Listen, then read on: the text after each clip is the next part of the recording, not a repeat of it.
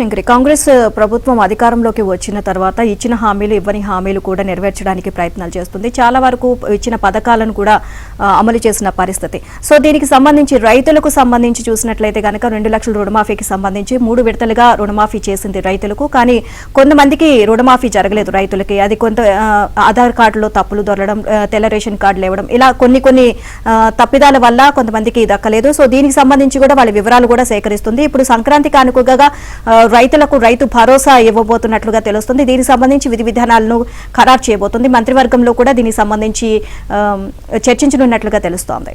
Right. అన్నదాతలకు Telangana ప్రభుత్వం శుభవార్త చెప్పనుంది. రైతు భరోసా కోసం ఎదురు చూస్తున్న రైతులకు సంక్రాంతి కానుకగా పెట్టుబడి సాయాన్ని అందించనుంది. రైతు బంధు పేరుతో బీఆర్ఎస్ హయాంలో ఎకరానికి 5,000 రూపాయలు ఇవ్వగా, రైతు భరోసా పేరుతో కాంగ్రెస్ సర్కార్ జనవరిలో 2వ పంటకు ఎకరానికి 7,500 చొప్పున పంపిణీ చేయాలని నిర్ణయించింది.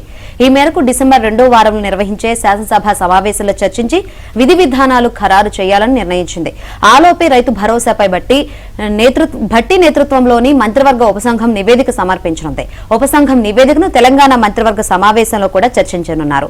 కాంగ్రెస్ పార్టీ అధికారంలోకి వచ్చి ఏడాది పూర్తవుతున్న సందర్భంగా పాలమూరులో రైతు సదస్సు నిర్వహిస్తారు. ఈ నెల 30న నిర్వహించే ఈ సదస్సు సందర్భంగా 4 లక్షల మంది రైతులకు రుణమాఫీ బకాయిలు చెల్లించాలని ప్రభుత్వం నిర్ణయించింది. 2 లక్షల రుణమాఫీ పథకం కింద తెలంగాణ ప్రభుత్వం ఇప్పటి వరకు 3 విడతలుగా రుణమాఫీ చేసింది. ఈ 3 విడతల్లో తెల్ల రేషన్ కార్డు లేనివారు, కుటుంబ నిర్ధారణ కాని వాళ్లు, ఆధార్ కార్డు, బ్యాంక్ ఖాతా పేర్ల పరంగా తప్పులు దొరికిన వారు, ఇలా సుమారు 3.50 లక్షల మందికి రుణమాఫీ జరగలేదు. ఈ మేరకు క్రాప్ లోన్ వీవర్ యాప్ ను ప్రత్యేకంగా రూపొందించి సదరు రైతుల వివరాలు నమోదు చేయాలని మండల వ్యవసాయ అధికారులకు బాధ్యతలు అప్పగించారు.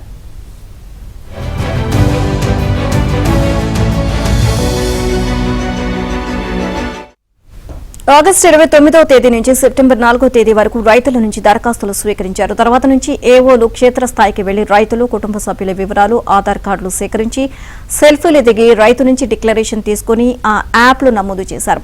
కుటుంబ నిర్ధారణ పూర్తి చేశారు. ఇతర తప్పులను కూడా సరిచేశారు. ఇక కేంద్ర బ్యాంకుతో పాటు కొన్ని బ్యాంకులు తెలంగాణ ప్రభుత్వానికి పంట రుణాలు తీసుకున్న రైతుల వివరాలు నిర్ణీత వ్యవధిలో ఇవ్వలేదు. దీంతో ప్రభుత్వం మరొక అవకాశం ఇచ్చింది. ఈ మేరకు 50,000 మంది రైతుల అప్పుల వివరాలను బ్యాంకర్లు సమర్పించారు. దీంతో మొత్తం కలిపి 4 లక్షల మంది రైతుల లెక్క తేలింది.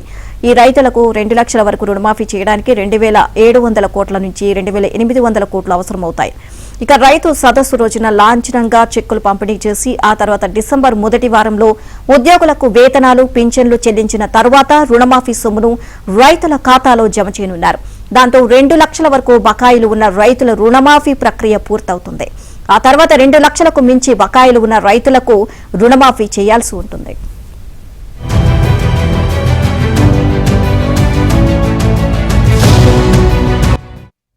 రైతు భరోసాకు ప్రాతిపదికపై ప్రజల్లో జోరుగా చర్చ సాగుతోంది. వ్యవసాయ భూముల జాబితాలో భూములు ఉన్నా కూడా సాగుకు యోగ్యంగా లేని వాటిని ఈ రైతు భరోసా పథకం నుంచి తొలగించున్నారు. అంటే బీడు భూములు, రాళ్లు, రప్పలు, కొండలు, గుట్టలున్న భూములతో పాటు స్థిరాస్తి వెంచర్లుగా మారినప్పటికీ వ్యవసాయ భూముల జాబితాలో ఉన్న వాటికి పెట్టుబడి సాయం నిలిపివేయనున్నారు.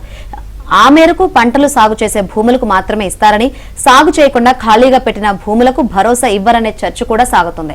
ఇక ప్రతి రైతుకు ఎంత విస్తీర్ణం ఉంటే అంత భూమికి రైతు భరోసా ఇవ్వాలా వద్దా అనే చర్చ కూడా ఉంది. అయితే ఎక్కడో ఒక చోట నియంత్రణ పెట్టాలనే వాదనలు కూడా వినిపిస్తున్నాయి. ఈ నియంత్రణ ఎన్ని ఎకరాలకు పెడతారు, 10 ఎకరాల వరకు ఇస్తారా, 7.5 ఎకరాల వరకు పరిమితం చేస్తారా అనేది మంత్రివర్గ ఉపసంఘం నివేదిక శాసనసభలో చర్చ నిర్వహించిన తర్వాత నిర్ణయించే అవకాశాలున్నాయి.